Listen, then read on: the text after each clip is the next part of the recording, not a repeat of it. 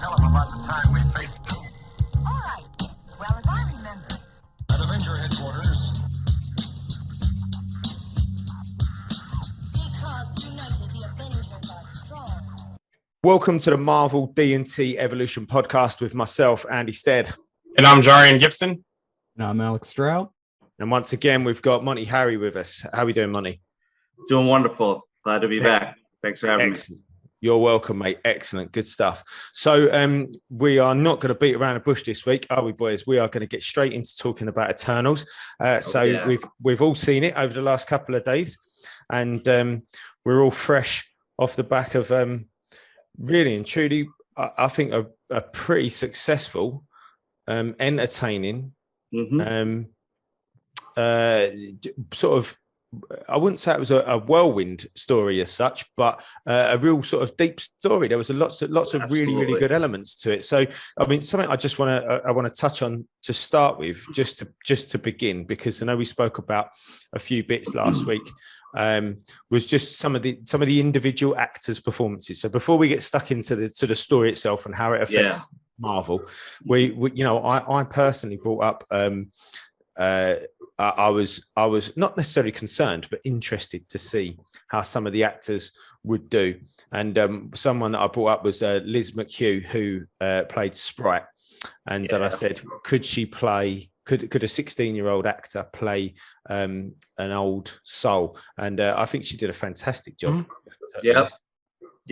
I had a feeling that she would do a good job, as we talked about, in the last podcast. And, I think she really did nail it. It's hard to do that, but I think that they test for that, when she read for the part and, in the lead up, they had to really probably severely screen for that. And I think she passed that test with flying colors. I really got the impression she was, the multi-million-year-old or however thousands of year old in this case, person in the body of a young girl. Yeah, that was good. I also really liked Barry Keoghan. I'm not sure how to pronounce his name, but Druig. Yes. I thought he was outstanding, and in fact, he was probably. I will talk about maybe characters in a minute, but he was probably my favorite Eternal. But I thought his performance was brilliant. The bit where they're in Babylon up the top was beautiful. I thought that was so well done. It really was. I was just like, yeah, I'm with him. Like, I agree. And the way he walked out, and it was almost like a messiah, wasn't he? As everybody sort of followed, he got everybody to follow him out, and I thought that was an excellent bit of acting. And I thought absolutely, I thought he was brilliant. Yeah, I think. Yeah, go ahead. Good. No, go ahead. You're fine. No, so I was gonna say, so with Druid, I found his character, and I have a whole bunch of stuff on like deviations from the original comic source material and stuff like that we could talk about in a little later. But one of the things I notated was his character was a lot more likable in this than in his comics iteration. So I think he did a good job with that, even though he still maintained that, I'm Druig, I'm kind of the odd man lone wolf out of here, I'm kind of doing my own thing, I'm me, I'm my own person, but at the same time, I'm still part of the team. And, his, I'm kind of 50-50 on that love interest with Mchugh situation, though. But I think Druig himself was played very well. It was comic accurate. It went in a slightly different direction, but without, being too crazy, with how they went. So yeah, totally agree. And then speaking of Mchugh, you mentioned, is it love interest? Is it brother sister? Is it, type of relationship? Because they definitely had some kind of relationship, and they saw eye to eye with each other. Because you could tell when they were in the past, and she was doing stuff and he was doing stuff, and they were kind of like, we're not going to tell anybody else. And then just when they met up again on the domo, after they got back, where she was just sitting there just collecting stuff and just reading stuff and just chilling, you could see that they had some kind of relationship. And I like their back and forth. Their banter went with each other too as well. Agreed. Yeah, agreed. And I thought she was very good as well. Yes. The actress that played Mchugh, I thought she done a good job of playing that kind of She was almost like a fun character, and I think that's probably why they kind of got on well. They liked sort of being a little bit mischievous, didn't they? Yes. You know, they were sort of weren't necessarily being wrong, but just being a bit naughty. And I think they both kind of like that, you know.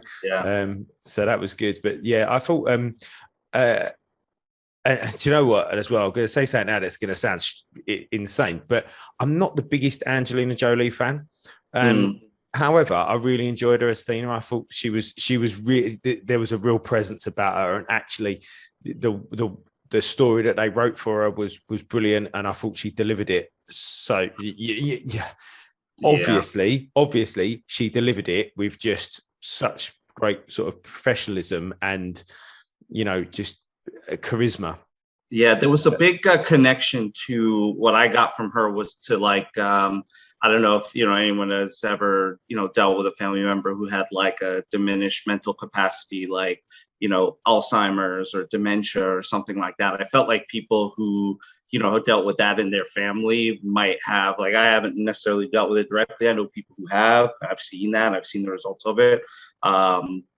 But yeah, I felt that she played that, and I think that brought, like, we got a lot of elements in this movie in general of things that you hadn't seen before, like, you know, Makari's deaf, so they're speaking in sign language. They had to have like kind of a sign language situation.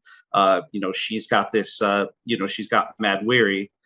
So her mind, she could just snap and lose it on them at any time. So she's got that volatile, you know, kind of chaotic element to her, yet she is an exceptional badass in terms of when she's at her full capacity and able to fight. So like dealing with that, you know, kind of dichotomy, I felt was really well done. Yeah, I definitely can relate. I've gone with that whole relationship, the whole thing you talked about with, you know, the dementia and that kind of stuff. So just the whole dynamic in between her and Gilgamesh, and, you know, how he's like, come back to me, I'll take care of her, you know, all that kind of stuff. That really hit close to home for me, and I thought it was really well done. Their whole relationship, him being the protector, being the watcher over her, and just, you know, letting her be her, but still, you know, making sure that she kind of stayed with him on that level. So yeah, it's very touching. That whole relationship was very touching, actually. Yeah, that was nice.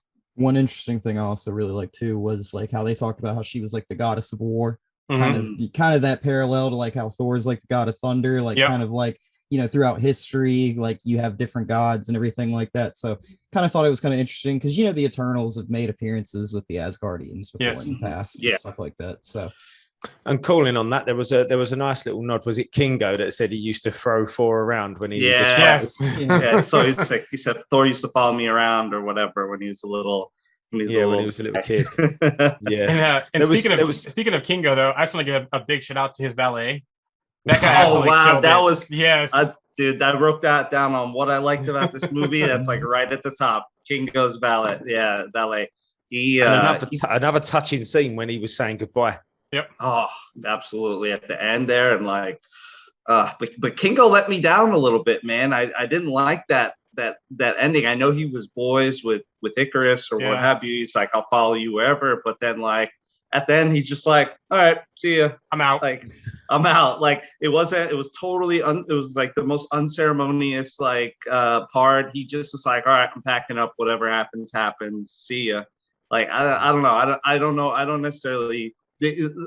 So I really like this movie. I gave it like an 8 out of 10, or I'm really debating between 7.5 to 8 out of 10. Like I keep flipping back and forth, but there's some elements I really didn't like, and then there are some elements I really, really like. So I keep flip flopping back and forth between those, and that Kingo part is one of those. Yeah, one of those things. Well, when they did the Unimind, I was just gonna say, what is he back home just like chilling? Right. He hovers off the ground, you know, and exactly. He's like a part of it too, like, you know, like.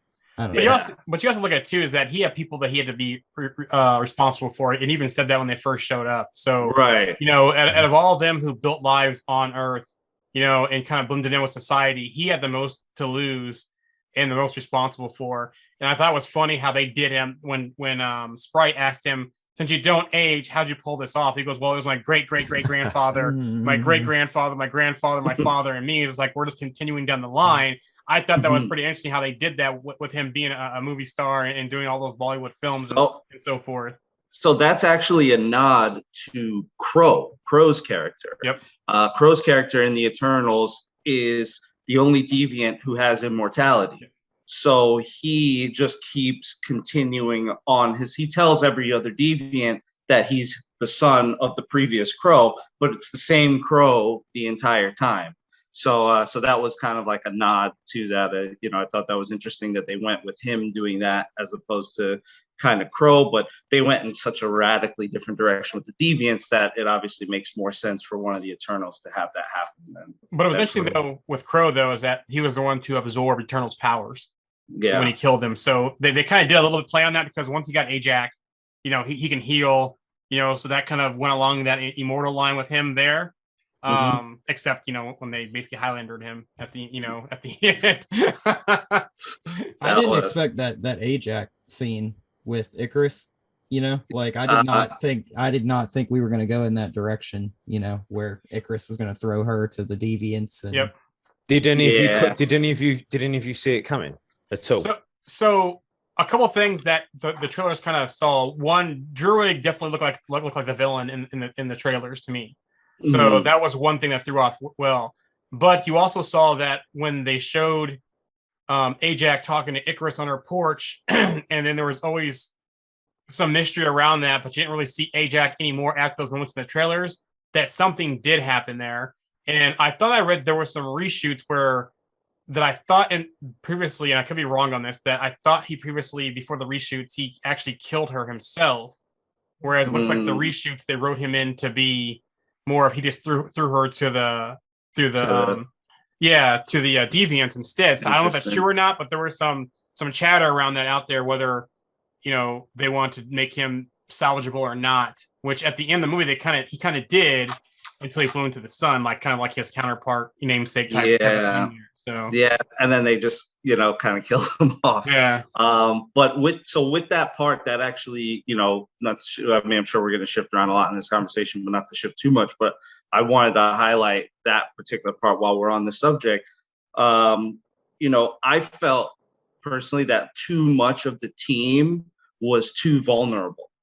Let's say you had a team of Cersei, Sprite, Ajax, and Druid. Right now, the whole premise of the Eternals that they're synthetic beings created specifically to defeat deviants. And I get that Crow had a unique situation with his healing power, but Cersei was, and yes, she kind of was a little bit ambushed. I mean, not Cersei, Ajax was a little bit ambushed. But I still felt that, based on what we saw of their powers, how they kind of struggled throughout the movies, if you had Ajax, Cersei, and Sprite and Druid combined, that's 4 Eternals, and I think they would get mocked by any by a number of deviants. Whereas if you had Kingo, Thena, Icarus, and Gilgamesh, they could probably take out hundreds of deviants, right? Well, yeah. That was kind of though until Cersei kind of found her expanded power though. When they went to go Druid, but I see where you're coming from. Yeah, so now, and I get that, when you have so they're kind of based on a military unit, right? So in the military unit, Army has a corps of engineers, they have their medics, this and that, but anyone in the military is given a gun and they're trained to shoot and be able to kill. You don't join in the Army and you're only doing that one thing. You walk around with a gun and you are expected to be able to fight if it comes down to it. Whereas I felt there was part of the team that was considerably more capable than the other part of the team, and I don't know, that for me just didn't sit well because of the fact that they're specifically designed to kill deviants. So I see what you mean. And I kind of agree. I agree on certain things. I totally agree with what you're saying about there's this imbalance, and there is, and that was shown in the very first scene, wasn't it? The fighters, you had Thena, Gilgamesh, Kingo, and Icarus fighting the deviants, when the prehistoric, but the Babylon times, whatever, and then but before that, when they first arrived, and then the others come out of the ship, didn't they? They sort of went, oh, good, they've done the fighting now.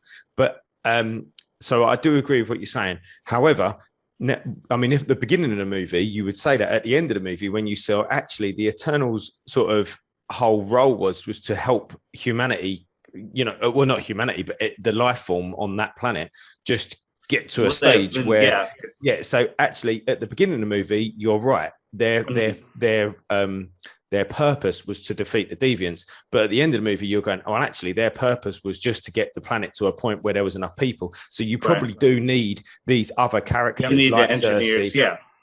Yeah, exactly. True. They needed Fastos to be able to develop all these things. Like what they were saying, war develops technology. War develops technology the fastest.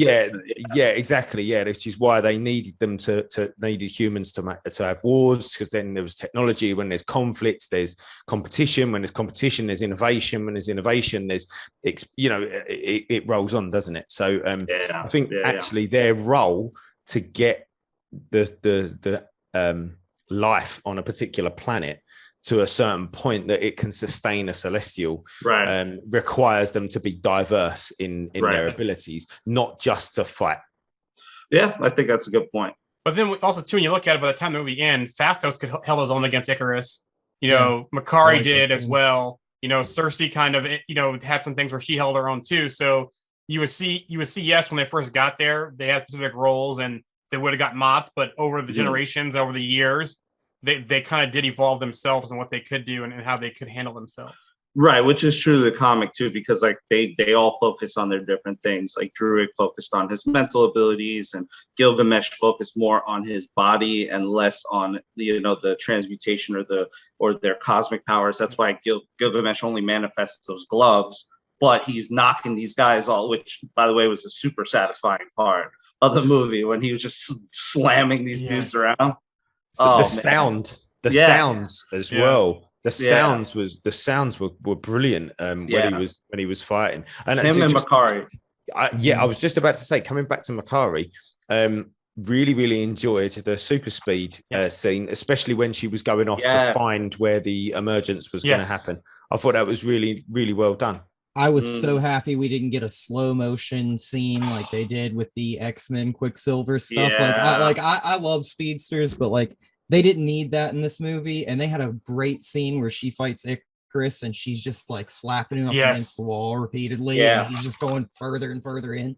And they never did that. And I was so thankful because that scene where she runs around the earth and she's looking for the celestial where it's going to emerge from, that was another great scene. It's like she's just zipping all over the planet and it's so quick too. And so Alex, did you not like the Fox Quicksilver slow-mo thing, or was you just happy to not see that in this movie? So one of the things that bothers me is there's that one scene where they go to get Magneto out and Quicksilver puts on his headphones and he listens to his music and he's running, so fast, but he's listening to his music at normal speed. Yep. That's just always bothered me. I know that you can kind of like mess with that and you can like justify it, but like there's just like so much stuff that like, I don't know, like whenever you start doing that slow motion stuff, it just like makes people think way too much about that stuff and physics and stuff like that. And it just bothers me. So I'm like, just let the character move. But like, I love that scene where he pulls everybody out of the X mansion, saves everybody, does the moonwalk, drinks the tab, eats a slice of pizza, throws everybody out of the building and saves everyone. But like they have like pauses where he's like doing something. Right. But like, I don't know, like I didn't think that it was kind of needed. And I kind of felt like after seeing Quicksilver in the MCU, speedsters needed to be like, I don't know, I just maybe dialed up a little bit faster. You know what I'm saying? I guess. No, I do know what you're saying. And I think because we've had so much slow-mo stuff and not even with speedsters. Just slow-mo stuff, like since 99 and Bullet Time and The Matrix and all of that, we've had so much slow-mo, regardless of whether these people have got super speed or not. We've kind of seen slow-mo. So like, and if I'm honest, I love the Quicksilver thing. And do you know what? Now you've just ruined it for me, by the way, that he's put his head. No.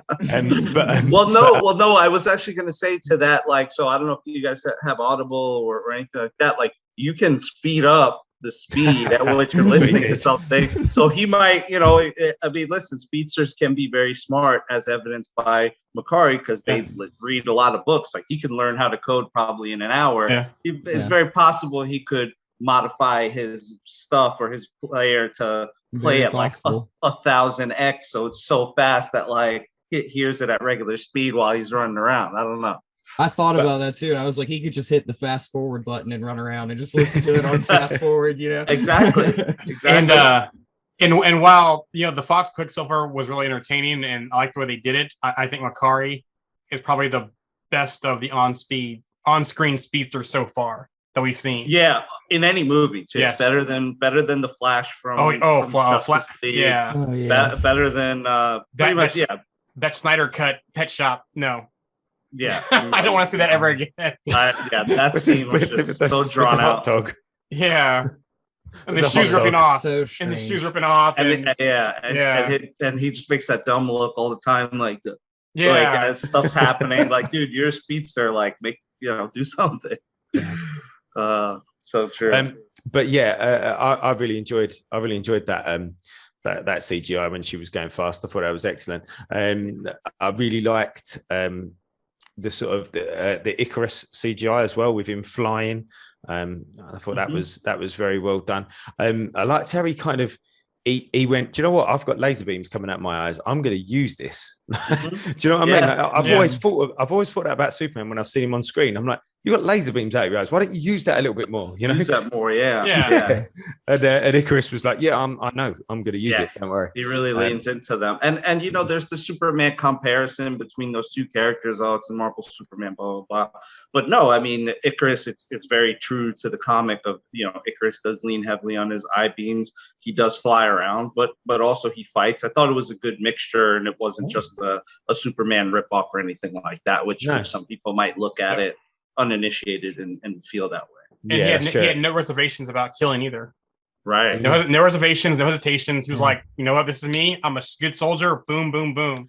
He kind of had that John Walker kind of like attitude where he like thought he was doing something for the right reason, even though it was bad. Right. And so he was kind of like, kind of like on that train of like, what I'm doing is right. And I'm sorry, everybody, but I'm doing this to protect you kind of type thing. Like, totally like brainwashed soldier type attitude. Like, I'm gonna follow my orders regardless of what is right or wrong. And that's the difference between don't want to digress too much on Captain America and John Walker, but that's the difference between Steve Rogers and John Walker. Both great soldiers, but Steve will do what is right regardless of what he's being told, where John Walker will just do what he's been told. Yeah. One thing I liked, guys, was how it was only a 2.5 hour movie, but every character really got a chance to shine. I really feel that you got a good amount of development from most of the characters. Obviously, not really Gilgamesh, but then they killed him anyway. But then it's funny because then that's kind of a double-edged sword, because I felt that also at the same time they spent a little too much on like interpersonal, and not necessarily they could have diverted some of that towards a little more world building, a little more exposition, a little more stuff like that, just to kind of just to solidify kind of what they were trying to explain to us as far as like the Marvel cosmology, where everything comes from, stuff like that. But I did really like how everyone got a chance to shine. I don't know if you guys felt that way. Yeah, I agree. My wife did mention, I thought the same as well, that at times it was kind of slow. But I do like how they went back to the past and then came back to the present to kind of show each one's different view and how they were on the world as well. The whole thing with Druig, how he, they took all the people and left when they all broke up, and then you see him in the future and he's got all of them in a camp and they're all living off the grid. They're all, kind of almost like cultish society, but not really a cult in a way. But then you also see with Fastos as well with Hiroshima, and then how he started using technology and how he kind of went away. And when he actually had the family and that, he kind of protected them with the technology, but didn't use it anymore to do anything else like that. So I thought the whole movie was a fantastic sort of character development piece. I thought the whole thing was just. I agree with what you're saying, though, Monty. It was almost like they gave you a little bit of this cosmic world building, and they kind of went, "Oh, here it is. Oh, but by the way, let's go back to these guys quickly." And you're like, I would have liked to have seen more of that. You're right, actually, yeah. Yeah, but you know what? I don't necessarily not like the character building. I appreciated that. What I wasn't, I felt like, like for example, like the love thing with Icarus and Cersei, like they spent a good amount of time on that just to kill off Icarus at the end. Obviously, yes, we get it. They were a thing. They were a thing for a long time. That's part of the reason of her reservations and their weird relationship. Cool, but then there's like, and we had our first, love making scene in Marvel movies. So that was kind of a cool thing. So I do like that they're kind of maturing and going in different directions. So I definitely appreciated that. But yeah, I felt like, interactions between the characters, it's good. You got to see how this family unit is cohesive, but they could have swapped some of that for some more world building. But that also came into factor at the end, though, when they were taking on, the final battle scene there, because he then kind of stopped. Yeah, he didn't. Yeah, because of that love. Yep, exactly. So that did have a major factor through the whole theme of the movie. True. And the Definitely, whole thing. agreed. Yeah, and Cersei Sly, I liked her character in the film, but she's very sly because, when it comes to her and Dane Whitman in the future, the beginning of the movie, she gives him a ring with his family crest on it for a birthday gift. She tells him to call his uncle, and also Cersei in the comics is also one of the wielders of the Ebony Blade too as well. So I want to see how that ties in going forward, because there was definitely a lot of her leading, does she have history with other Black Knights through history that we don't know about? Like I said, in the comics, she's wielded the Ebony Blade, just the way that she's played things up until now. I think there's more there building when we actually get Black Knight, whether it's Disney Plus or through a movie or where you should look next. There's going to be some back history there with her and the Black Knight mantle. Yeah, and, definitely. And the Ebony Blade also comes from the same time as like Excalibur and Merlin, and they talked about Excalibur in this movie. Right, yeah, she's swinging it around. Yeah, on the ship. Like maybe that's another little push in that direction. You never know. Yeah, I think so, and I think, I think we might see, or understand that Cersei's, like Jeremy said, had a relationship with previous Black Knights, and that's where she's got the ring from. Unless she made the ring, I mean, she did. Right. She made a big thing about it. She can make anything out of anything. Yeah. So maybe she did just make the ring, but maybe she's picked that up and she's almost been attracted to Dane for that same reason. That's a good point, because like, what are the odds she just randomly falls in with the exactly Black Knight, that's my point, right? Of all exactly. she could technically kind of probably have any dude she wanted. I mean, she's been around forever. She's smart enough to finagle her way into any situation. So she just randomly falls in with that guy. Like, that's a little different. Well, while we're talking about Dane Whitman, then let's talk about the sort of the second post-credit scene. Yeah, skip ahead a little bit, but we're on that train, so we might as well talk a little bit about that. So he's obviously approaching the Ebony Blade, and he doesn't really want to do it, but he wants to get his girlfriend back, and he doesn't know where she's gone. So he does it, and then we hear that voice. And I must admit, when I first heard it, I was like, "Who's that?" And then somebody said, "Oh, it could have been Doctor Strange." I was like, "That makes sense because mystical magic, etc., etc., etc." And then it turns out that it's Blade. Yeah, Blade. It's Blade. Yeah. And and at first I thought it could have been the Watcher, type of scenario. Nick Fury. Yeah, it could be Nick Fury as well. But it does make sense with Blade though, because there's history there, right? There's MI13, there's Midnight Suns. There's also that new series that's out now, The Death of Doctor Strange. Also too, with Blade saying, "You sure you want to do that?" There also was a fake Ebony Blade in the comics as well, that Dracula made that had vampire fangs in it, to try and control the Black Knight, Dane Whitman. So there's all kinds of ways that they can go here with that end credit scene. And I'm glad to see them tying Blade and Black Knight together, because maybe, Blade helps train Black Knight to wield a sword, maybe. Maybe Blade's like watching over it to make sure it's not the fake Ebony Blade, where Dracula can control the Black Knight. So also Blade's from London. Yeah, so the MI13 thing as well comes into play there. But if you think about where the MCU is headed, I think we're going down the Midnight Suns route, just for the fact that we have Moon Knight, we have Black Cat was kind of teased in Morbius. We have Morbius coming. We also have, who else do we have? Werewolf by Night's coming. We had Doctor Strange already.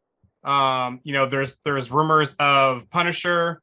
They indirectly teased Iron Fist and Shang-Chi with the 7 cities of ancient heaven. So there's all kinds of ways that we can go here with that. And if they go the Midnight Suns, I know Alex is going to be all over Ghost Rider here, but also I want to see Man-Thing as well. Yeah. Another one. So Midnight Suns makes sense. If they go MI13, there's Blade, there's Captain Carter from What If, who's supposed to show up in Doctor Strange. There's a couple breadcrumbs there, but I think the biggest one is going to be Midnight Suns. So do they do something in that scenario, like make Lilith a villain, or do they center like the main threat around something like the Darkhold? Like, because Lilith is Dracula's daughter, right? Or no? No, she's like a mother of creatures. I'm pretty sure. Like, that's right. Yeah. Like Okay. yeah, like all evil creatures, kind of type deal, supernatural like creatures. Yeah. They could. They have the Darkhold. Maybe it's shipped on and introduced at some point. The Darkhold's there with Scarlet Witch. Who's Dracula's daughter too, who actually allies with Blade. I can't remember her name. I'm going blank on her name. But Dracula's daughter who allies with Blade for a while and goes against Dracula. They can go that whole route. Wasn't there rumors that Ethan Hawke is going to be Dracula as well? I think I heard that rumor. Yeah. He's not. He's in Thingy, isn't he? Moon Knight, so. He's in Moon Knight, and there's rumors that he might be Dracula in that series. So there's that route as well. So there's all kinds of ways they go, but I think it's gonna be a Midnight Suns Dracula type concept they're going for here with that. I think we might get some sort of hints towards that next week at Disney Plus Friday. Day. Yeah. I'll tell you one thing I was sort of not necessarily disappointed with. I was disappointed when I found out that I found out she hasn't actually 100% confirmed it as such, but she said it, hasn't she, in an interview, and it's been recorded that she said it. Chloe Zhao said it was Blade. Yeah. I sort of thought to myself, well, for us, it's fine. We'll find that out, won't we? Yeah, we'll find that out. Yeah. But for the general audience, if they've stayed, which you find some general audience members that will stay because they kind of work that out now, or they're looking around saying, well, what are they all staying for? So I'll stay. Right, exactly. Yeah. They're going to see that and they're going to think, well, who's that? Like, I have no idea who that is. So now, if that was the point to keep it as a secret, I get it. Yeah. Exactly. That's my point. Now I get it. If they're going to try and say, look, this could be anybody, we're not going to say who it is. But then to say it literally on the same day that the movie comes out, I'm like, well, why didn't they just show him then? And then that would have made the general audience a little bit more sort of, oh, wow, who's this guy? Like, this is a guy. And then they would have, oh, it's Blade. Great. There's a new project coming up that Blade's going to be in. I don't know. I just find that a bit strange. And the only thing I can come up with is that something that Jamie said is that they haven't finalized what his look is going to be. That could be it. Yeah. Right. That's definitely why. I think that's definitely why. What I was going to say to that too is Marvel has a history of doing double reveals. So like you have your cameo and then you have your first appearance. So like in the comics, this would be considered first cameo. And then whenever he shows up for real, that would be first appearance. So like, for example, Ultron's first appearance, he had like a cloak on. You don't really see the full suit of armor, whatever. He's pretending to be someone else. And then, in the like next issue or whatever, then you get his full reveal. I think this was kind of like them staying on brand, where they give you a little tease of it. You don't really know what it is, but you know what it is. And you get an idea. And then you get the full thing very soon thereafter. So So I think we might see his look maybe sooner than later, or maybe we might see something like that in post credits of Doctor Strange or something like that. Talking of post credits, and I'm not going to talk about the first post credit scene. Actually, what I'm going to talk about is the post credits scene to Shang-Chi. And Eternals. Now that we've seen Eternals, do we think that there's any relationship between the 10 rings and the Eternals? Because in that post-credit scene of Shang-Chi, they were saying about how the rings are ancient and they're a lot older than what they assumed they were. Do we think there's any kind of relationship between that and there? That's what I originally thought when I saw them, just because of the gold and the lettering and the sort of patterns that, when not Bruce, when Wong was taking them apart, the rings. Right. It looked at that gold kind of patterning that we've seen in Eternals, and I was wondering whether there was any connection there. I don't know. So there possibly could be one there. I'm not sure, but maybe that leads, because remember when the beacon and attracting something, and now here I'm gonna go off the base here a little bit. So Yeah, go on. Where does this movie go from here, villains wise, right? You saw Arishem to show up and take the remaining Eternals on Earth and disappear.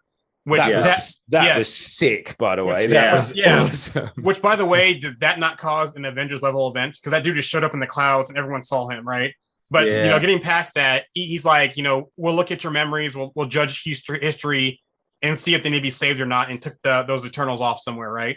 So my thought is, between those, the rings, the beacon, is that what attracts Galactus coming to attack Earth? Because one thing, we know Galactus feeds on planets, right? Do the celestial eggs is what attracts him to the planet, to eat the planet where he gets power from? We saw Tiamat didn't emerge from his egg, partially emerged, but is he still alive? Is there still something that can still attract Galactus there? That combined with the rings, maybe, because maybe the rings are from a celestial device, maybe in the MCU instead of Fing Fang Foom. Maybe they're from another celestial or celestial device weapon or something like that. And that also does it. Is Galactus an enemy of the Celestials in the MCU? The other thing is, though, there's the Exterminator Celestial as well. And remember when Arishem said, "I'll judge the planet," that kind of stuff. And do they combine the Exterminator Celestial with Galactus, and they send Galactus in to do work? So is there a different play there in the MCU they can go with that? So that's where they could go with those rings, maybe. Celestial weapon, celestial power, that kind of stuff. Or they stay true to the comics, and it's Fing Fang Foom's alien race, the Mchughlans. Mchughlans, yeah. And that's what brings them for Shang-Chi too, and they're not connected at all. Wasn't there some kind of celestial war in the comics at one point? The whole beginning of the universe is essentially a huge celestial war between the Celestials and the aspirants, who basically, the long story and the short of it is, there's the first firmament, which is the first being kind of created the sentience of the universe. It creates Celestials, but really those Celestials are what are called aspirants, who adhere to what the first firmament wants. If they created life, if it fell in line with the first firmament's desires, then they felt that was good. Then the Celestials were a sect of the aspirants that broke off and said, okay, well, we actually want to see life, we want to see death, we want to see the full cycle of things, and we feel that's a more healthy progression for the universe. And then there was a war, and they had the God Killer armor. Then the aspirants had a civil war amongst themselves.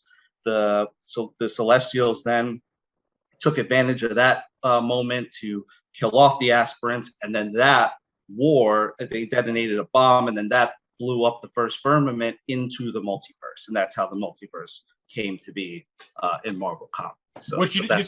Remind me of something too. So in the very beginning of this movie, they kind of laid out the hierarchy in the MCU, right? So it's so like Arshem's the highest now. Exactly. So that's changed, because usually it's the Beyond is more powerful in the comics, Living Tribunal is more powerful, but they kind of just said in this movie that Celestial Arishem is the top of the food chain in the MCU, which is an interesting route they're taking there. So if that's the case, what killed Nowhere?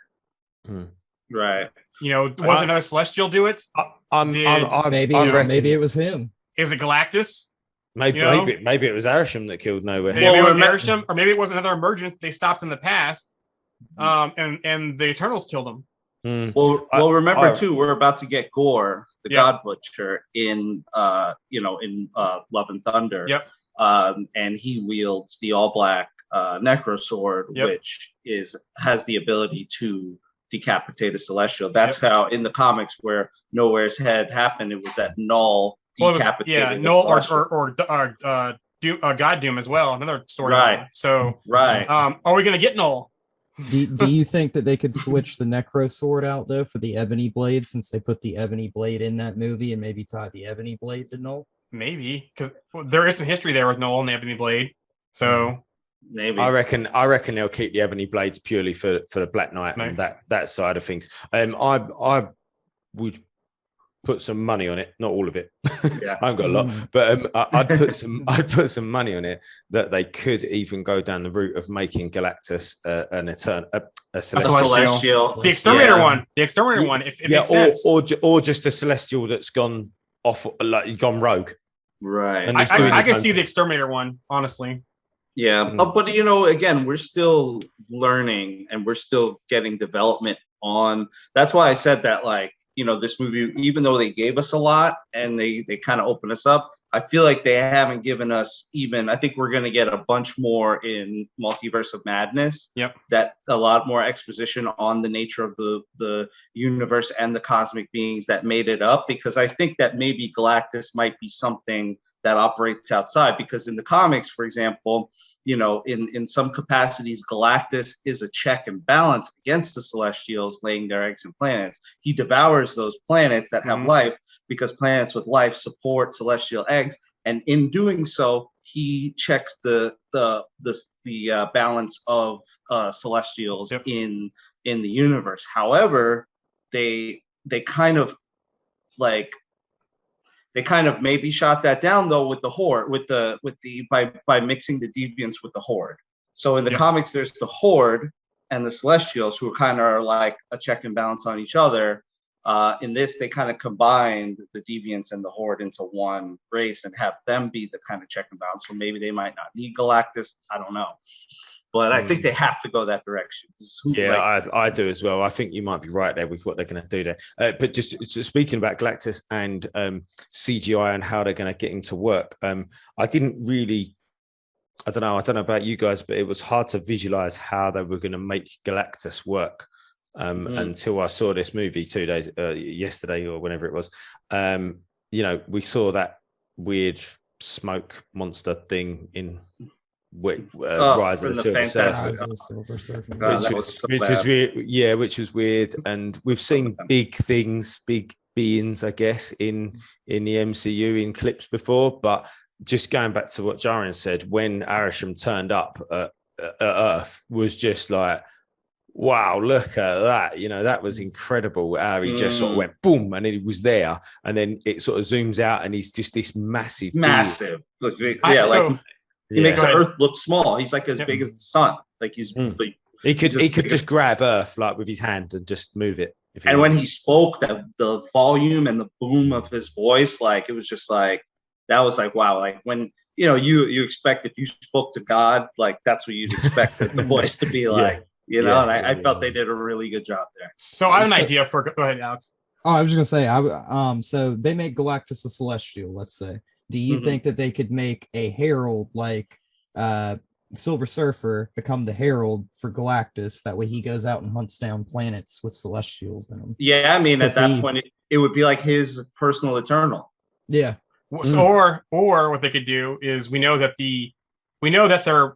Ajak and Gilgamesh and Icarus are not really dead based on the memories they have at the Forge, based on them they can be recreated and that kind of stuff. Yeah.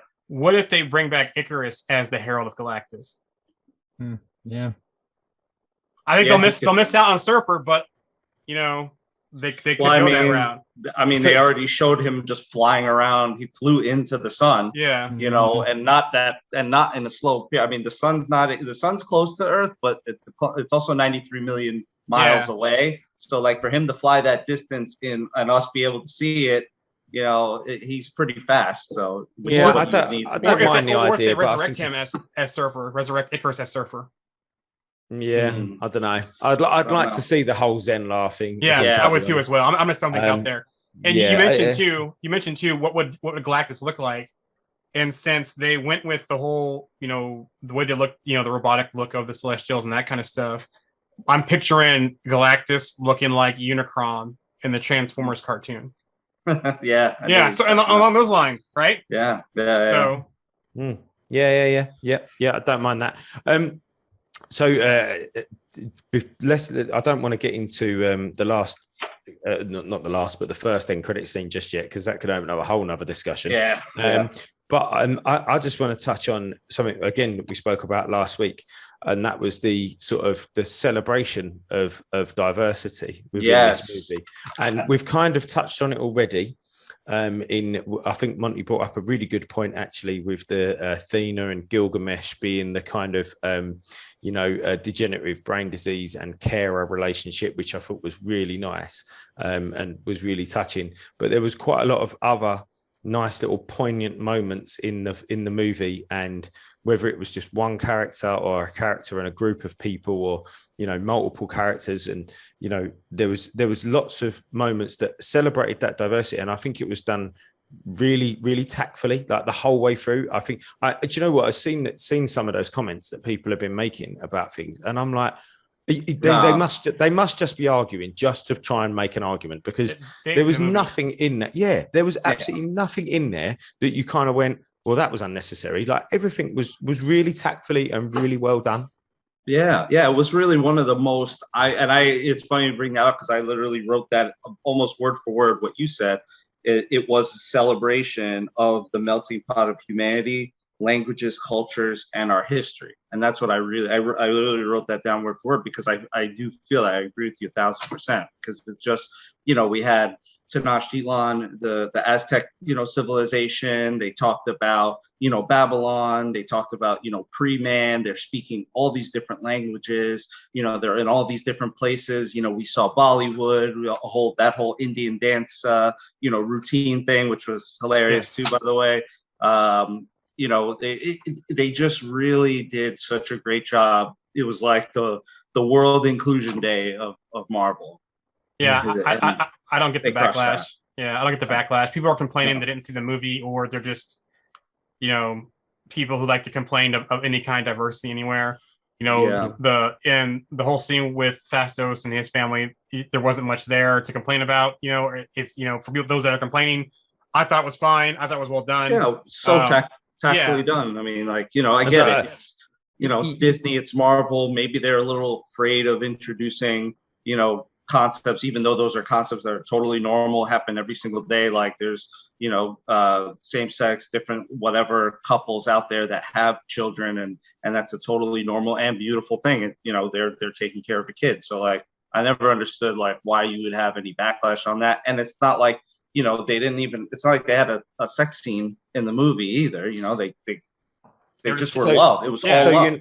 I don't know about popular sports over in the States, but with football or soccer here in the UK, they say about referees, the referee who's refereeing the game, and they say if you don't know he's there, he's done a really good job.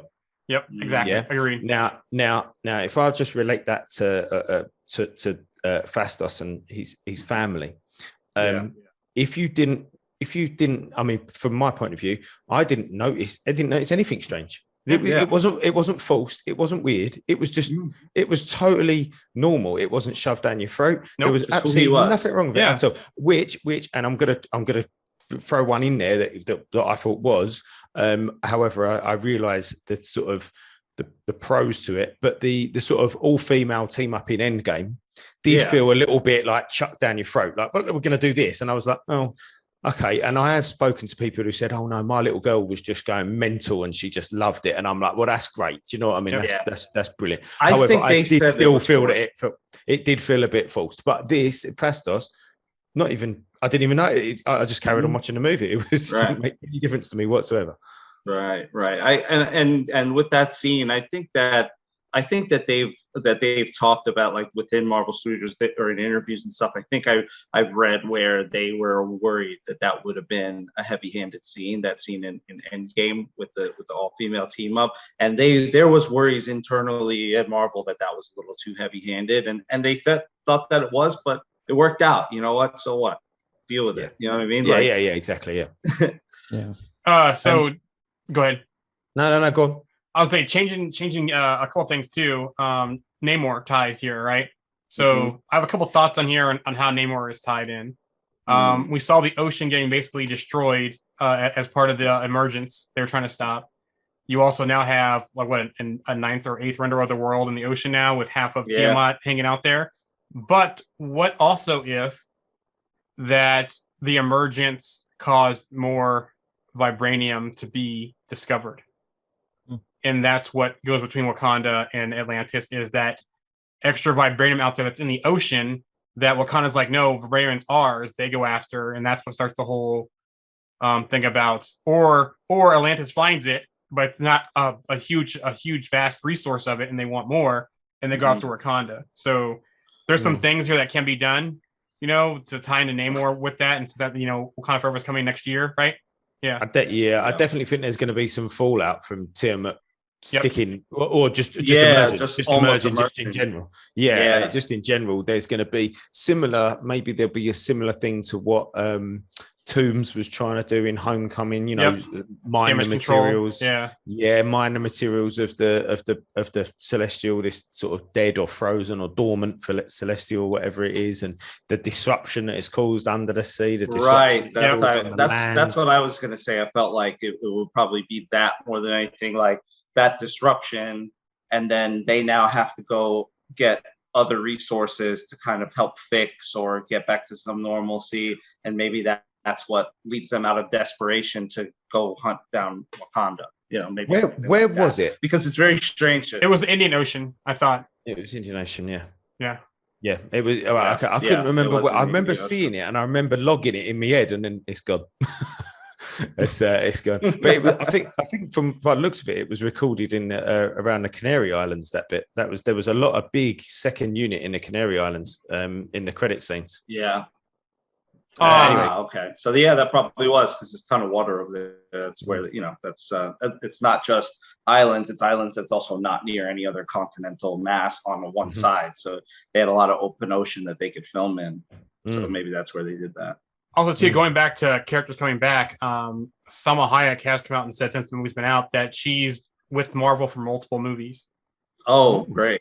So, again, we know that they can be reborn, they can be brought back. They're they told us that. I mean, that was literally, I think, one of the main. There was the purpose. When she's showing Cersei the whole story, and they go, and there's like, oh, these are the memories of all the Eternals or what have you, and he just keeps them for records or whatever. But that was really their way to say, oh, well, we can bring any of these people back whenever.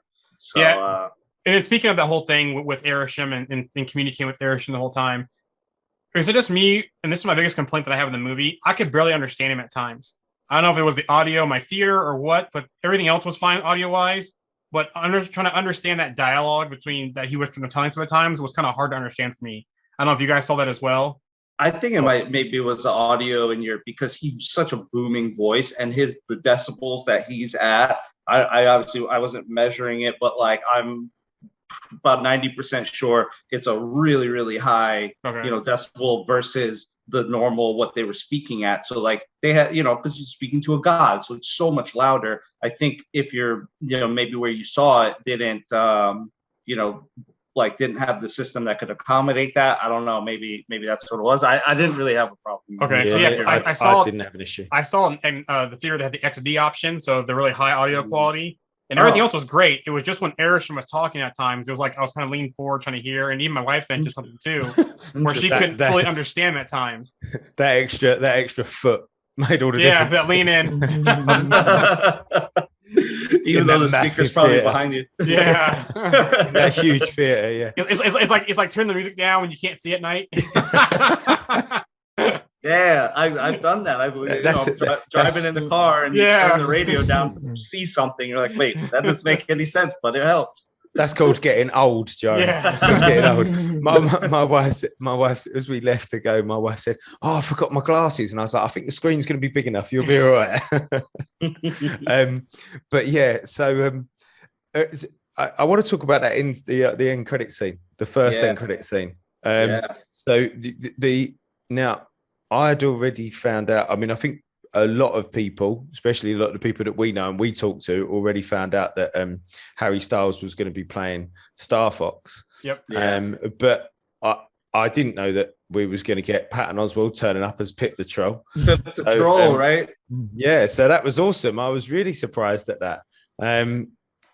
So yeah, I mean, I think a really good, interesting, intriguing end credits scene.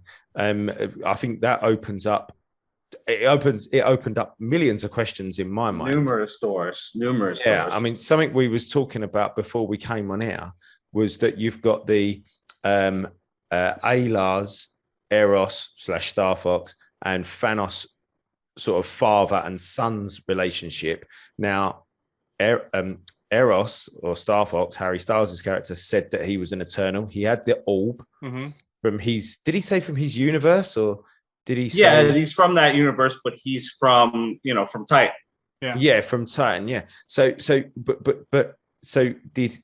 Alars an Eternal as well that had children, or is he just part of a team that's? So in the comics, Alars, separated from his brother. Yep. So his brother ended up staying on Earth and running the Earth Eternals, because they went into the Unimind, and while they were in the Unimind, they realized that Alars and his brother, I'm forgetting his name right now, but Alars and his brother couldn't work together, and they left amicably. They parted ways amicably. So Alars went off to Titan, and so he was on a different, went in a different planet. So you have Eternals, and they talk about this in the movie. There's Eternals on many different worlds, all over the world. Trolos and and Hela and all the any place where the Celestials have been and put an egg, they put Eternals there to watch against the Deviants. So you have different Eternals scattered all over the galaxy. So Alars, and then now Thanos, and then the other son Eros is just an offshoot of that. So are they going to be connected to humanity, or are they just going to be a separate Eternals that were on a separate mission? I don't know. I think that remains to be seen. It's like the Eternals rebellion. Right. Well, and Titan was destroyed, we know, in the MCU now. So, where has he been at all this time? He's been traveling. Has he just been wandering around? What's he been up to? I think he's been traveling. With the way that Pip introduced him and that kind of stuff. He's been traveling and doing stuff. And I think it's going to be very interesting how they walk this line with Star Fox because of his history in the comics and his abilities as well. Yeah, because he's got some naughty power. Yeah, because he's almost like a mix of Druig and Icarus with without the eye beams, right? Because he can control emotions. He has superhuman strength, agility. He can fly. So he's kind of a mixture of those two Eternals, but he's got the eye beams, and he can't fully control somebody like he can, like Druig can. Yeah, and he's got a little bit of the kind of like Purple Man, Pilgrave powers too, in that he controls, emotions. So he uses that to sleep with untold numbers of females. So that's his, kind of one of his claims to fame. Yep. And I think that Harry Styles can play that kind of playboy, charismatic playboy type, type character. I've not read a massive amount with Star Fox in it, but everything that I have read, he has been that flamboyant type character. So I think that Harry Styles can pull that off from what from what I know of him and what I've seen of him as a performer.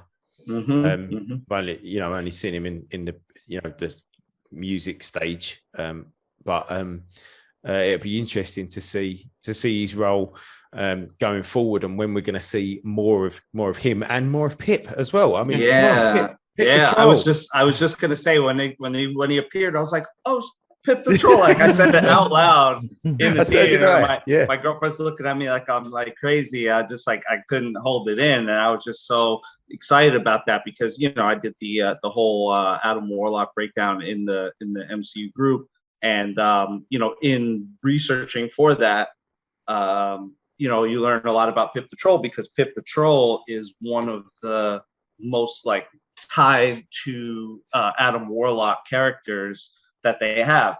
So, but what I'm wondering is, are they going to do Pip the Troll, Infinity Watch, Adam Warlock kind of deal, or is Eros going to be more of that Adam Warlock character, which I think they're going to do, and then they're going to make Adam Warlock just a villain and maybe even kill him off. I agree with that. I think it's more on the Arrow Star Fox side.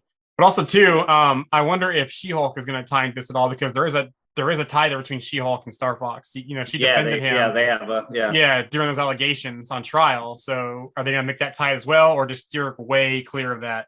Star Fox history. I think I don't know.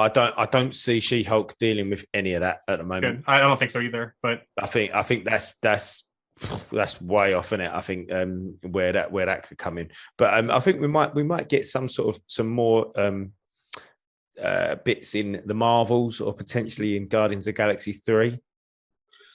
Do you guys think that we get any of the Eternals or Star Fox or whoever that we saw this movie? Do you think we get any of them on an Avengers roster in the future? I'd love to see Cersei on the roster, I think, as one of them. Maybe you could see Black Knight, but he's not an Eternal. He was in that movie, but like maybe you could see him in the future. I definitely think he ends up an Avenger, but I didn't necessarily count him because he's like. But yeah, I did say everyone in the movie. So yeah, kind of. I think just Eternals. I think he's shown up in Quantumania, Black Knight, just because the power of his sword, what he can do. I would be surprised to not see him in that movie. But as far as Eternal showing up, I could see probably Cersei being an Avenger, maybe Kingo, maybe. Just because his history. He said that he's been around some of them before. He's spoken to Thor before, so he's obviously interacted with him. Yeah, I'd almost guarantee that we'll see Kit Harington as Black Knight in with the Avengers. I think that's almost a guarantee. I think we probably will see Cersei as well. I think she's going to be very much liked. She seems like a likable person. She likes everybody as well. She's very endearing, isn't she? So I think we'll see her, she's a sweetheart. They really went kind of because in the comics they make her a bit of a floozy kind of. She kind of hooks up with like literally everybody except for Sprite. And it's just a totally different direction. They made her so much more like almost this like leader, mother, reluctant leader, finding her way. Like I like what they did with the character as opposed to just making her like the typical like girl that just is like promiscuous or whatever. Which listen, there's nothing wrong with that too. But I like what they did with her character and where they're going with that. So yeah, I definitely think too that we'll see her if there's any kind of Black Knight movie or Black Knight series. There's going to be flashbacks. There's going to be we'll see her there throughout other Black Knights. Like I said, I think she's extremely tied to the Black Knight in the MCU, especially the way they played it in the movie. And like I said, in the comics, she's wielded the blade. There's history there, so I think she's going to be a big part of that. My question is that where do Eternals go from here? Do we see a sequel? Or is it going to be more spread out into other projects? Well, we had the Eternals Will Return, didn't we, at the end? Yeah, but where though? Is it going to be a sequel? Is it going to be a Disney Plus series? Is it going to be other projects? I think we'll get a sequel, but I do think we'll get. I totally agree with you, Joe. And I think when we see Black Knight next, we'll see Cersei next, and I think we'll see the two of them next. We might potentially see a little bit of them in Guardians of the Galaxy 3 with the Star Fox and Adam Warlock, Pip the Troll, that whole thing. Those three definitely, those two definitely. Pip and Star Fox definitely. I could see. Yeah, but I think as in regards to more Eternals focused story, it'll be a sequel in 2 or 3 years, I should imagine. My only thing about Guardians though is that James Gunn said after Will Poulter was cast as Adam Warlock that casting was wrapped. So unless they've already cast him as secret roles in the film, which they do. I mean, we didn't know about Kang. We didn't know he was going to show up in Loki. So they can keep certain things secret. So okay, yeah. But them characters were already cast, so they're not doing any more. They're not casting any new characters. They're just going to bring characters in from that have already been casted. So they could be there. It depends on the timing of Eternals versus Guardians of the Galaxy 3. But he did say casting was wrapped. So if we see Pip and Star Fox in there, I wouldn't be surprised, but I'd be surprised at the same time unless they're a very secret casting already. Yeah. When talking about timing, is that too much though? With Adam Warlock and the rest of the story, though, is that too much? Or maybe it's just a small cameo. We'll see. Yeah, that's what I'm thinking. Talking about timing, when is this taking place? I mean, I obviously after the blip, we know that, but when do we think this is taking place? So we've had, it looks like Far From Home is still the furthest along the timeline that we've seen, which is happening roughly around about the same time as Shang-Chi. Right. So when is Eternals taking place after the blip? So whereabouts in that? I think so. We've got 9 months from Tony's snap to where we're at so far, which is 9 months after, which is, like I say, Far From Home and Shang-Chi. So when does Eternals sit in, do we think? I think it was right after the blip, the return, because she said 7 days. Well, I thought she said 5 years after. Oh, was it 5 years? Yeah, I thought she said something like, 5 years ago Thanos snapped. Right. Well, you're well, right. that's because the snap was the snap plus 5 years. Yeah, the original snap. So I wonder Yeah. if this must take after Like the second snap. 2023, something like that. Yeah, Yeah. No, my guess, farther than that, because the MCU ran concurrently with our timeline, and then after the snap, it jumped ahead 5 years. So now the MCU is 5 years ahead of where we are now. So after the snap would have been the snap. Oh, you're right. The second snap I'm talking about. Oh, the second snap. Okay, I think so, it's immediately so after the second snap, possibly. But, and then it has to be within well, I don't know. But even then, the Thanos snapped in 2018. Yep. Yeah. Mm-hmm. Then we went forward 5 years. Well, 2 weeks after that, we went forward 5 years. So we're actually still at 2023. Yes. In the MCU, they're at 2023. Right. Yeah. 2023. Right. Where exactly in 2023? We don't really know. But it's somewhere in 2023 still. And I would assume that it's going to be sort of like August, September time, I guess. I don't really know. Yeah, I don't think it's meaningfully after the second snap. It's a year max. Yeah, but she said, so yeah, it must be within 9 months because we haven't seen anything after that yet. And Ajax said it was 7 days until the emergence. So that wasn't necessarily 7 days ago. Yeah, true. That Tony snapped. But what triggered the emergence, though? What triggered that 7 days? Was it the second snap to bring everyone back? Because all that energy. So that's why I'm thinking. Yeah, so I'm thinking it's right after the Hulk snap is when that triggered that. Yeah, because that was the point, wasn't it? That it was humanity or. Yep. Not necessarily humanity, but life getting to a certain level. So obviously it was nearly there. And then there was the blip, which made it go all the way back down again. And then Tony snap brought everybody back on top of everybody that had been, not Tony snap, 5 years. Hulk snap. Hulk snap. Sorry, Hulk snap. So on top of everybody that had already been created in that 5 years, like Morgan and other people, other children, I guess. And then we've got everybody that was there. So yeah, maybe you're right. Maybe it was very, very shortly after the Hulk snap. Plus any other planets that also, I was just gonna say, plus any other planets that already had a celestial that was doing the same thing, they would also be going through the same thing because all of their people would be cut in half as well. So their populations would be dwindled, and then that would basically delay the emergence on other planets as well. And now you say that's where Star Fox could have came from, because maybe he was the leader of that rebellion. Because he goes, your friends are in big trouble. So maybe wherever Star Fox was, he was on another planet going through the same thing that they rebelled. He had the orb, and so that's how they're teaming up now. So that could be tied there. But thinking back, though, the way that humanity looked with everything, I think it was further past the post-snap because it's everything was back to normal in the movie, at least with, when they showed them in the bar and they showed them in the museum, the teaching, they showed Kingo with the film set. I think it's probably further out. Yeah, that's a really good point. Yeah, Kingo's film set. They're not going to get a film set up like that in production.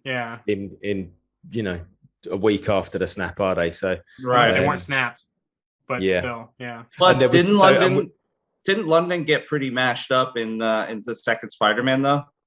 Yes. Mm-hmm. So there was no residual mention or link or mention of that at all. Yeah, so it makes me still think maybe it might be a little still, but it makes you think the second Spider-Man might be still the latest. Yeah, maybe. Yeah. Although having said that, nobody's mentioned the fact that there's a massive being poking out the ceiling. Exactly, that too. Yeah. So maybe this is the latest thing that we've seen. I guess when we see No Way Home or even Hawkeye, we'll see what happens. So. Yeah. Hawkeye. I got to see a trailer of Hawkeye beforehand. Because also too, Hawkeye, she mentioned Avengers level threat in Hawkeye as well. So Yeah. Yeah. So there are those. Yeah, you're right. Talking about trailers, I got to see the Matrix Resurrection trailer on the big screen, and I tell you what, I am so excited for that movie. That looks Absolutely amazing. Yeah. Cannot wait to go and see that on the big screen. Yeah, I love that they brought that franchise back. Just for one more round. I think Keanu's a great actor. He hasn't really aged that much. No, the guy looks great. He can still pull off all the moves and stuff like that. So yeah, I'm definitely looking forward to that movie. I want to see more Lawrence Fishburne though. That's the only bummer for me about that. I know it is a shame. Yeah, that is a shame. That is a shame. Look, lads, what else have we got? Have we got anything else pressing on Eternals that we want to chat about? So the only thing I wanted to kind of touch on this is that, and I feel like Jarian will feel me on this one, is the Marvel kind of committed the villain cardinal sin again of blowing away a really potentially good villain, because Crow is pretty deep, pretty strong. It's got a multi-dimensional villain who's immortal, got a whole lot of things going on. He had that relationship with Cersei, whatever. I understand certain elements might not fit with the direction that they're going in, but they had this villain here and they just totally one-shotted him, didn't develop him really at all, and then just decapitated him, and then that's it, moved on. Plot device. That's use him as a plot device. And they keep doing that, and they were able to save it with Baron Zemo. I hope that they're able to do it with Taskmaster. Don't get me started on Taskmaster. Don't get me started, please. But I would just wanted to point out that Kroll is another example of them doing that, and I don't know why they necessarily keep doing that, but I guess they feel they have so many characters to just burn through that it's not a big deal. But I would like to see him not just be killed off like that. So I have a thought. So we didn't see what happened to him after she sliced him in the cave. So who knows that while he's on the cave floor, he could recompose, he could heal and still come back. So well, that was the point, wasn't it? That's why he stole Ajax's power, so that he could heal. He had Gilgamesh's powers and Ajax powers, and he evolved. So I could see them where we saw him get kind of Highlandered by Athena. Maybe that was just a temporary thing, and he can heal himself, or he gets and anything with the way that the Celestials create them, they can create another Crow, so they can still fix that. But I agree with Monty though; they need to stop doing that kind of stuff. Yeah. Did this movie need a villain in that respect? Not really, because the event deviants, was the villain, wasn't it? The deviants were more of like a distraction type thing, and not really a villain. Yes, the deviants did take out 2 Eternals, but it like I said, it was the plan by Icarus to distract them while the emergence happened. So it was more of a distraction than anything else. I thought it was interesting though that with the deviants though, that them being frozen in ice took them off the Eternals' radar. It's like, I can see them being frozen in ice that can maybe mask them a little bit, but how could they not even fast? I guess fast. Fastos has. He has the most advanced technology in the world that he can just create with his hands and mind. He couldn't just.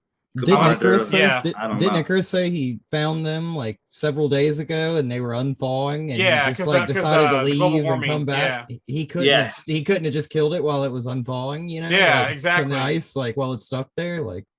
He saw his opportunity though. He's like, I'll use this to get rid of Ajax to get them distracted. So I see the way Icarus played it, but you're right. The only thing I could think of Fastos not detecting them is that he was so preoccupied with his family life and protecting his family, because they all kind of split off into their own things. They're all preoccupied, so that kind of fits in that respect. But even them being frozen millions of years ago before they split up, you still would think they would be detecting them before they split up. Yeah. How were they detecting them before? He had that machine, and it would just showed a little big thing of the globe from his hand, and it would just tell them on the globe where how many Eternals or how many deviants were left. Where deviants were. Nice. Okay. Go on, Jaren. I think you had something, didn't you, as well, that you wanted to talk about? Oh, never mind. It had nothing to do with Marvel MCU. It was in the trailer. I was gonna say Belfast looked really good too as well, but that's about it. I didn't see that. Okay. Okay, brilliant. Wow. We've spoken about quite a lot there, guys. Yeah. There was a lot to speak about, wasn't there, really, to be honest? It's a lot to unpack. It was a lot to unpack, but I thought all in all, personally, I really enjoyed it. Same. It held my attention the whole time. You know, I was interested the whole time. So where do we think it fits in the greater scheme of the MCU? To me, I give it like, again, I'm still back and forth, like 7.58 out of 10. I ranked it not as good as Shang-Chi, but better than Black Widow, and I think it's a top 10 for me, or right around there about. What are you guys feeling as far as how it fits into the grand scheme of the MCU? Yeah, I'd probably say sorry, Alex, go on. I was gonna say I think top 10 for me too, honestly. Like it's not my favorite, but it's definitely like one of the better MCU movies, and I think that's because like I like the big picture kind of stuff. And this really makes you think, like, this really makes you like zoom out on the MCU and like, hey, this is why all this has been happening. Like, you know, like this is the big thing that's been happening, not just like what happened in New York in 2012, you know, like, so it's, I don't know. That's just my opinion. Yeah, I agree. I'm going with top 10 as well. I don't know exactly where it will sit yet. I'm a bit more of I'll have to go on a second watch, and you know, I watched Black Widow. In fact, I've actually watched Black Widow 3 times now, and I still enjoy it. And I thought it was great. It just, for me, it was a little one-dimensional for me, and it just kind of doesn't crack the top 10 for me. No, that's fair enough. But I'm looking forward to seeing Shang-Chi next week, again for a second viewing. But yeah, I'd go with this. I'd go with this in the top 10, a final position to be decided. Joey? I'd give it a 7.5. It's an enjoyable movie for me. If you're new to the MCU and haven't seen any other MCU movies, this can be a standalone movie watch. You don't have to watch everything else. Now that's why I'm leaning more towards 7.5 because of that. I love the visuals. I love covering and how they tie things throughout history. I did have some issues with the film, but I'll watch it again. I enjoyed it. My wife, who's not as big into Marvel as I am and is more of an MCU fan, and if even that, you know, she enjoyed it too as well. But there was times it was kind of slow for me and her as well. My girlfriend absolutely loved it. So so I think it hits. I think it'll hit with you know, maybe casuals, the MCU casuals, or people who aren't as initiated to like the Marvel cosmology and stuff like that. Because, like, you know, if you're too into it, if you're too dialed in, you'll see a bunch of different discrepancies in there, and maybe it might take away from your ability to enjoy it or not. I don't know. I've heard some people say that there wasn't enough action in this movie too, and it kind of gives me that idea of like the Endgame kind of vibes, where like Endgame was like a large build up to that big payoff at the end. Yes, that's kind of like what this was. It was kind of like a slow burn, and then like it was a slow burn for sure. Yeah, in the beginning. So I'm also kind of excited to see what the outcome of Arishem showing up on Earth like that, him in the clouds like that. What happens there? Because that's definitely an Avengers level event. Everyone saw that. Everyone saw that. Well, he was only there for a few seconds, though, but still, everyone had to see that, though. Oh, yeah, TV, satellites, everything had to pick that up. Like Sword must have been going ballistic. Exactly. Yeah. Excellent. Brilliant, chaps. Well done. Great job. That was a mammoth Eternal session, but I enjoyed it very much, and it's been great to have you back on, Monty. And have you? Thank you. Yes, thank you, Monty. My pleasure. Great knowledge. My pleasure, guys. Okay, so we'll be back next week, and we'll start breaking into a little bit of Hawkeye, because that is Disney Plus Day. Disney Friday. Plus Day. So this Friday coming 12th, yeah. Yep. Wow. So we'll have a lot to get some bombshells. Hopefully we get some dates, some new properties, maybe a teaser of Moon Knight. Hopefully, you know, like I said, I'm looking for dates for Miss Marvel confirmed, Moon Knight, those shows we know about, but also all those companies that we don't know what they're tied to yet. And hopefully we get some Ghost Rider, right, Alex? Yep. Superb. All right, then. Yeah. So that'll be next episode. Actually, we'll be chatting about Disney Plus Day. So guys, well done. Thank you very much. Remember, everybody that's listening, jump onto our Facebook group. It's Marvel D&T Evolution. So it's been a pleasure. Well done, guys. Take care. Yeah, take care. Why don't you tell them about the time we faced